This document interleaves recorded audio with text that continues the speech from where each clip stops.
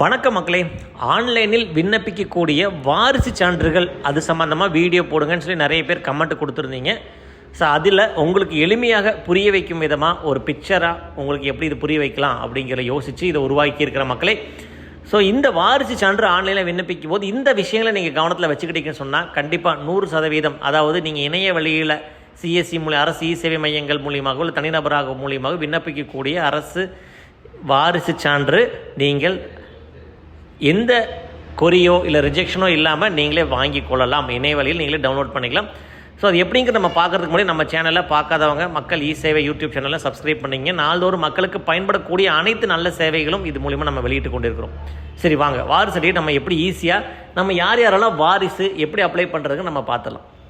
So first death, இறந்தவர். இது ஆணாகவோ பெண்ணாகவோ யாராக வேணாலும் இருக்கலாம். ஸோ இறந்தவருடைய டெத் சர்டிஃபிகேட், இறந்தவர் இவர் டீன்னு இருக்கிறவர் இறந்தவர்னு வச்சுக்கோங்க. இவங்களுடைய துணைவி, ஸ்பௌஸ்ன்னு சொல்லுவாங்க இங்கிலீஷில், அதாவது கணவன் இறந்திருந்தால் மனைவி, மனைவி இறந்திருந்தால் கணவன். ஸோ அவங்க தான் முதல் வாரிசு.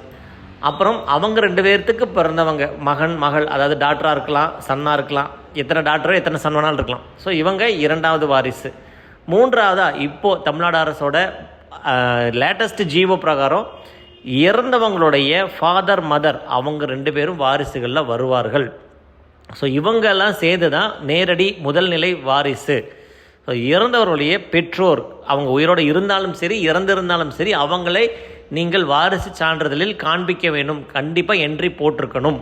இல்லை அப்படின்னு சொன்னால் கண்டிப்பாக உங்களுக்கு வாரிசு சான்று வராது, ரிஜெக்டாக பண்ணுவாங்க.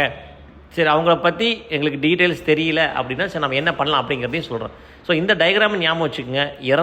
இறந்தவருடைய துணைவி, கணவன்மாக இறந்திருந்தால் மனைவி, மனைவி இறந்திருந்தால் கணவன், அவங்க 2 பேத்துக்கு பிறந்தவங்க. அதே போல் இறந்தவங்களுக்கான பெற்றோர், அவங்களுடைய ப்ரூஃப் இதெல்லாமே நம்ம வச்சுக்கணும்.